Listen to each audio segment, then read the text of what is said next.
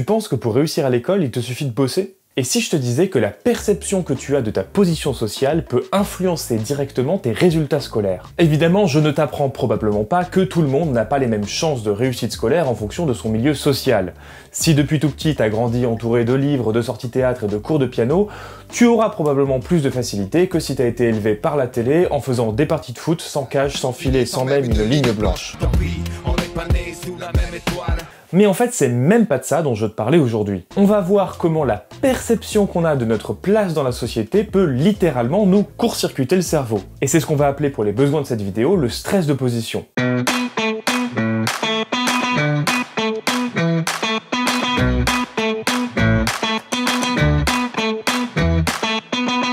Imagine, t'es en classe, le prof fait une interrogation orale, mais il donne la consigne suivante. Avant de répondre à la question, levez-vous, dites à haute voix votre nom, votre origine et le métier de vos parents. Tu penses que ça change rien? Eh ben détrompe-toi parce que ça change tout.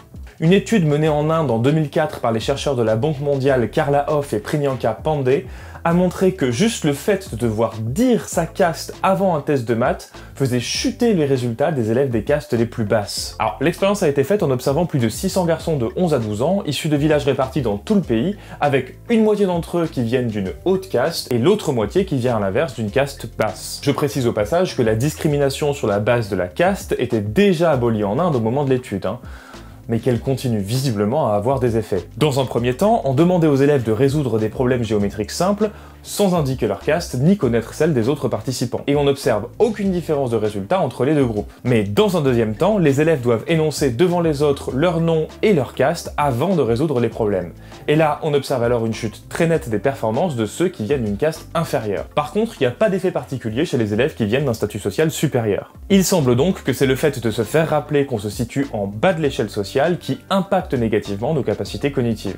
Alors, on pourrait se dire que c'est une expérience très particulière et qui est intimement liée au système de caste indien.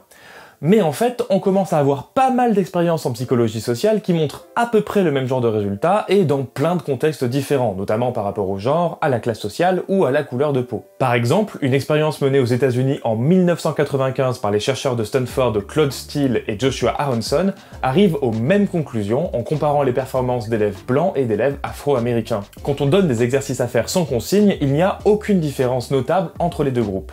Mais si on leur dit que le test sert à mesurer leur capacité intellectuelle, ce que les chercheurs appellent activer la menace de stéréotypes, eh bien on voit que les résultats des étudiants afro-américains chutent alors que ceux des blancs restent stables.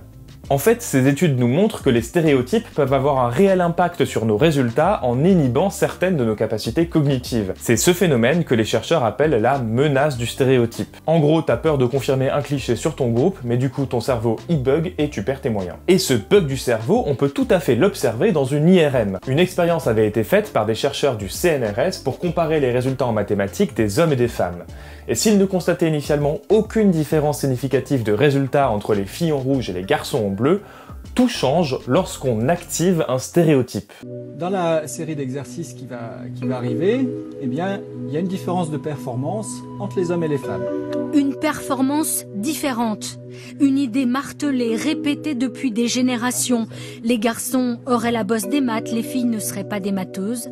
Ces idées reçues vont visiblement transformer le cerveau des filles, au point de voir apparaître ici dans cette zone en jaune une émotion négative qui va leur faire perdre leurs moyens. C'est vraiment une région qui est spécialisée dans le traitement des émotions, notamment l'inhibition des émotions, c'est-à-dire qu'elles essayent de ne pas ressentir ce message émotionnel, mais ça ne marche pas très bien.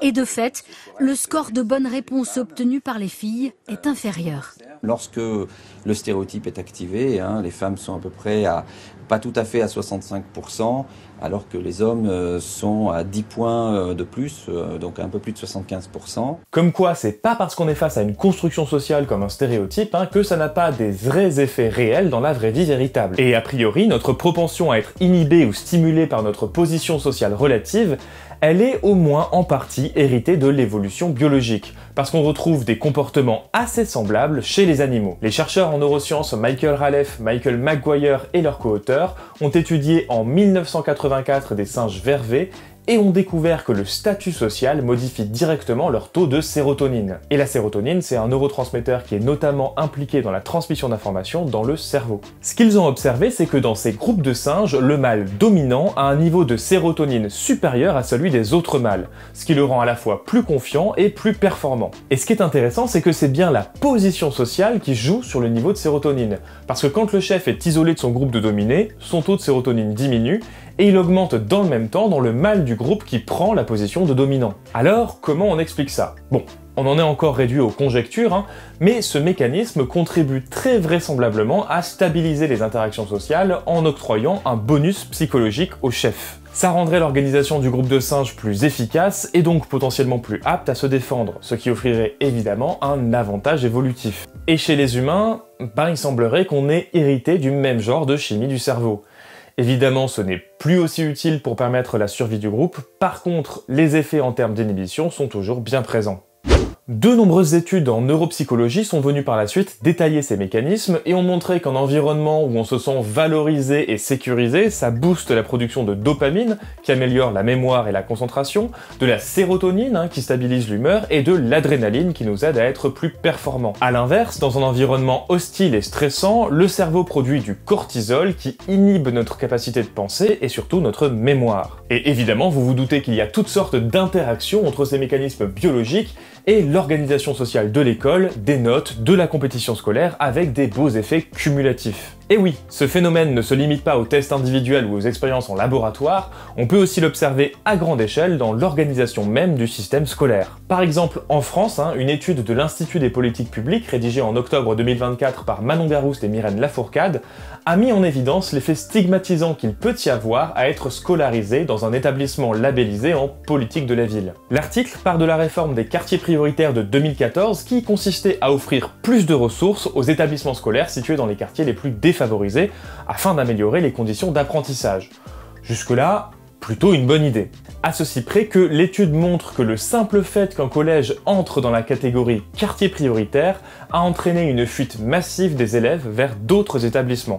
Concrètement, dès l'entrée en 6e, ces collèges ont perdu en moyenne 3,5% de leurs effectifs en faveur d'autres collèges du public ou de collèges du privé. Et ce n'est pas seulement les familles les plus riches qui ont cherché à éviter ces collèges, même les familles modestes ont préféré scolariser leurs enfants ailleurs dès qu'un établissement était identifié comme prioritaire. De fait, ce label ne renvoyait pas l'image d'une école avec plus de moyens, mais plutôt celle d'un établissement en difficulté. Exactement comme dans les expériences sur la menace du stéréotype, le simple fait de rappeler aux élèves et à leurs familles qu'ils sont dans une école défavorisée a suffi à créer un effet négatif. Bon, et maintenant, qu'est-ce qu'on fait de tout ça? Déjà, il faut vraiment se rendre compte que la réussite, c'est pas un problème purement individuel, que chaque élève devrait juste avoir confiance en lui et que tout irait mieux. Le stress de position, la menace du stéréotype, la stigmatisation sociale, ce sont des mécanismes systémiques. Ils sont intégrés dans nos institutions, dans notre manière de voir l'école, et même dans les politiques censées réduire les inégalités. Et donc gardons en tête que ce n'est pas parce qu'un phénomène est une construction sociale qu'il n'a pas des effets très concrets et même mesurables biologiquement. J'espère que cet épisode de Sociologue Quick vous aura plu, dites-moi dans les commentaires ce que vous pensez de ces épisodes un peu plus courts, où on creuse moins les sujets.